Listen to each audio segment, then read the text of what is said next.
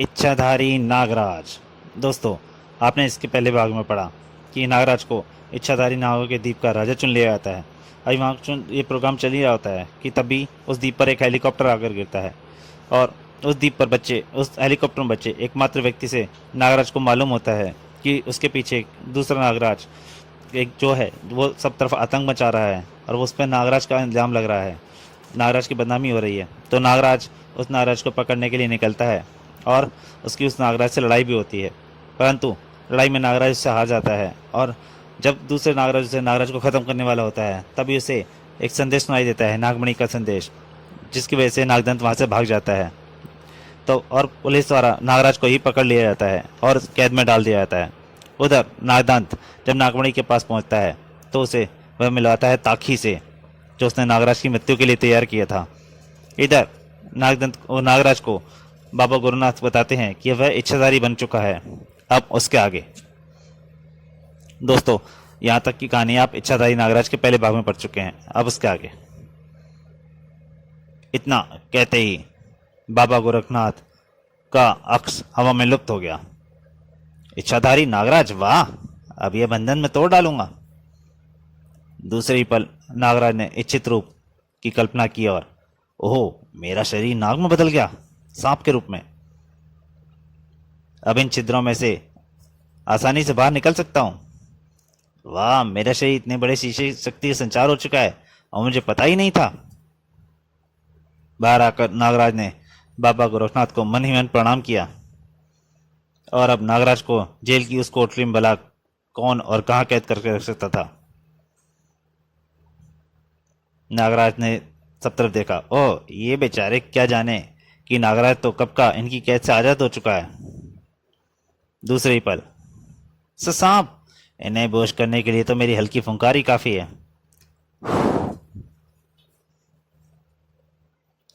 उसे बेहोश करने के बाद नागराज शीघ्रता के साथ एक तरफ को रेंग गया।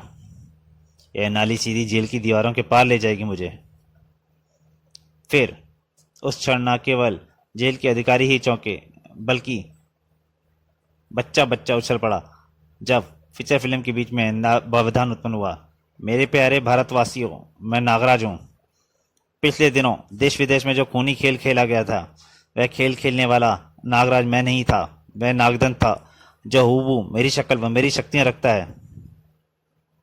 और अब मैं उसकी तलाश में निकला हूँ। उसे लेकर मैं एक दिन इसी तरह टीवी पर दोबारा उपस्थित होऊंगा। हेलो, नागराज जेल से फरार हो गया लगता है।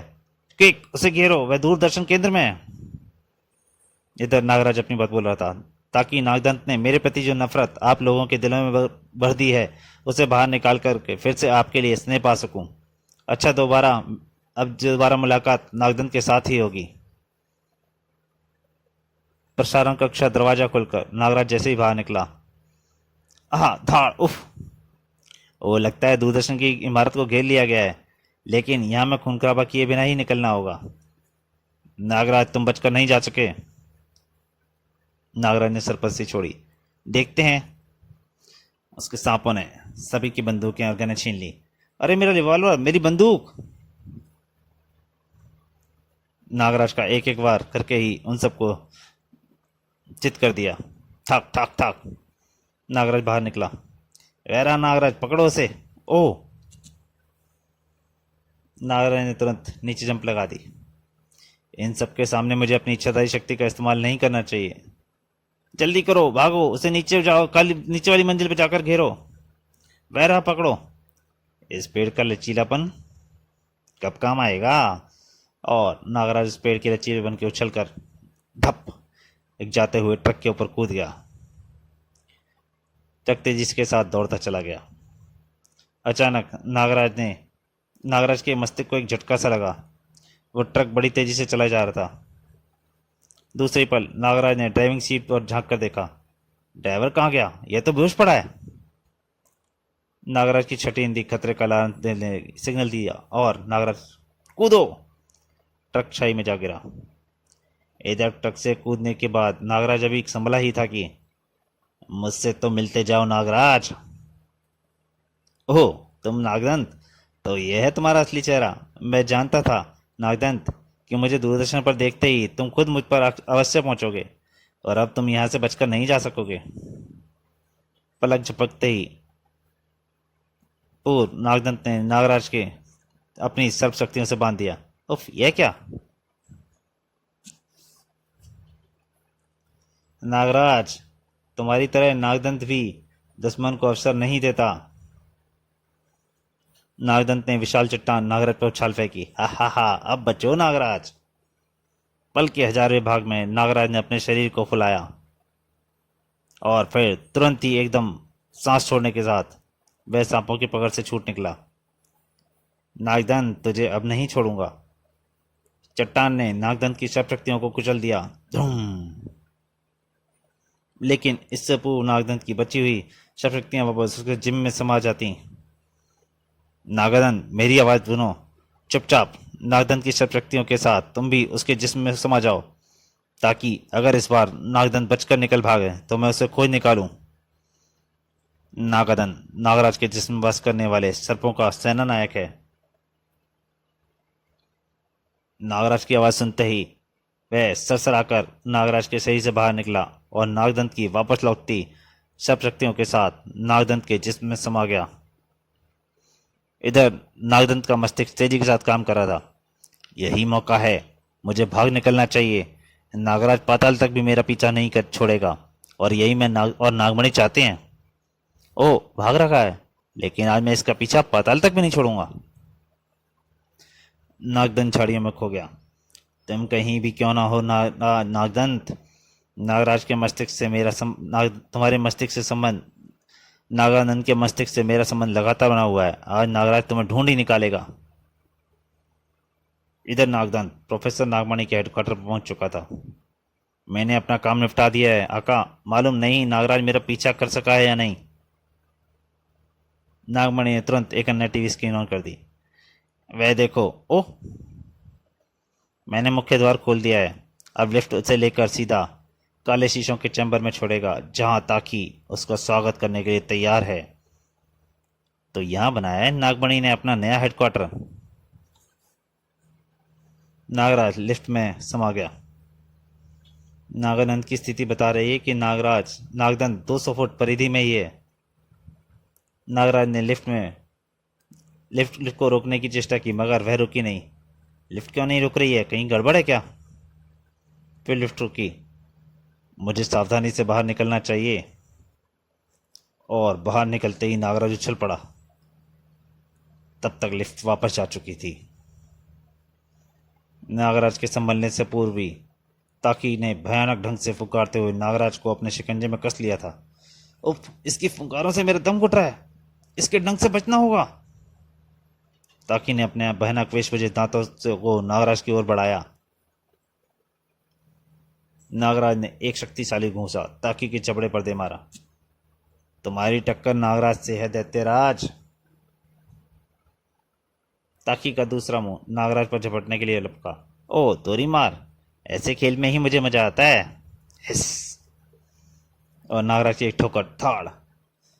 ताकि ने दोनों मुंह एक साथ नागराज पर झपटे, लेकिन धरती को भी नागराज की जरूरत है शैतानो।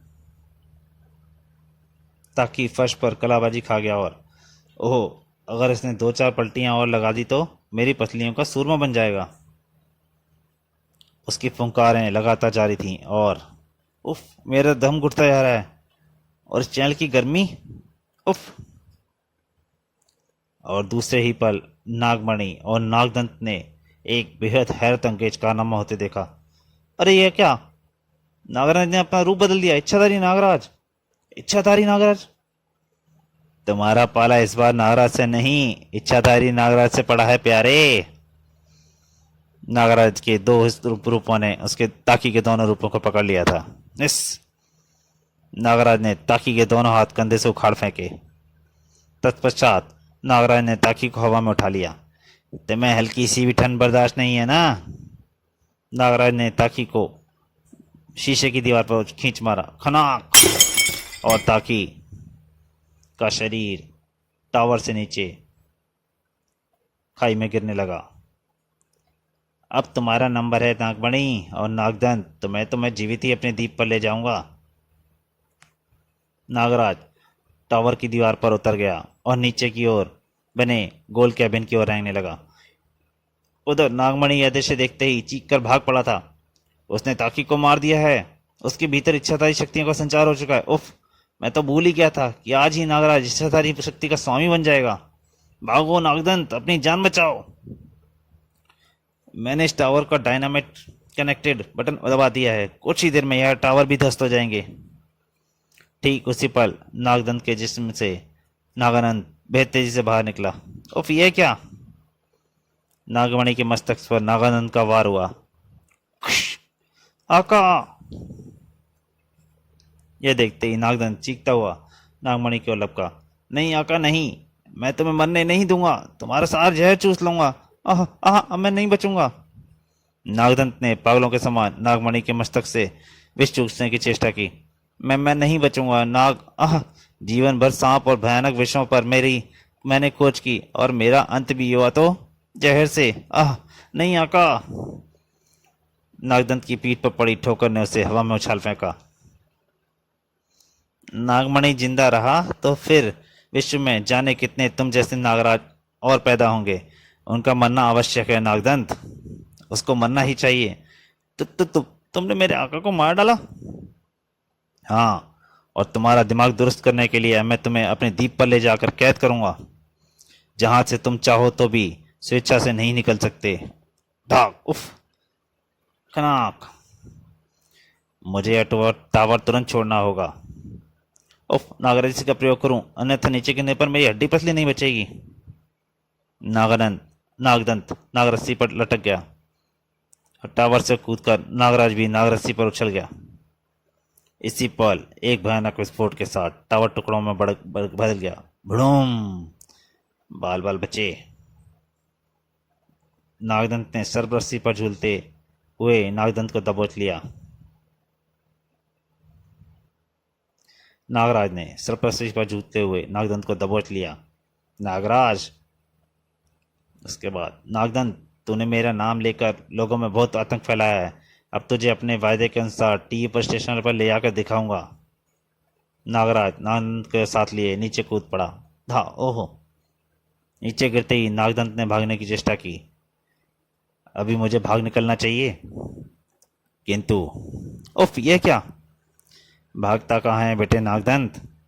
फिर नागराज ने उसे उठने नहीं दिया। धाड़ धाड़ धाड़! नागराज की यह मार इतनी शक्तिशाली थी कि कोई दूसरा होता तो उसकी गर्दन छाती में घुस जाती, लेकिन नागदंत केवल बेहोश हो गया। अभी दूरदर्शन का राष्ट्रीय कार्यक्रम समाप्त नहीं हुआ होगा। और फिर मैंने अपना वायदा पूरा कर दिया है दोस्तों। यही है नागदंत जिसने नागराज बनकर स्विस बैंक में डकैती डाली और विमान हाईजैक के साथ सैकड़ों लोगों को मार डाला। इसका निर्माणकर्ता नागमणि भी समाप्त हो चुका है और यह मेरे कब्जे में है। मैं इसके विकृत मस्तिष्क को सुधारने की चेष्टा करूंगा और कानून के रखवालों से प्रार्थना करूंगा कि इस बार वे दूरदर्शन को घेरने की चेष्टा मत करें, क्योंकि मैं नागदंत को अपने साथ लेकर ही जाऊंगा। नागराज का मैसेज सुनते ही पब्लिक में हर्ष की लहर दौड़ गई। वाह, आखिर नागराज ने अपने माथे पर लगा कलंक धो ही डाला। मैं तो पहले ही समझ गया था कि नागराज ऐसा नहीं कर सकता। यह जरूर किसी शैतान का काम है।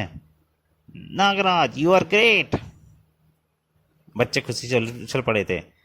Nagraj superhero, you are really superhero! Nagraj hurray!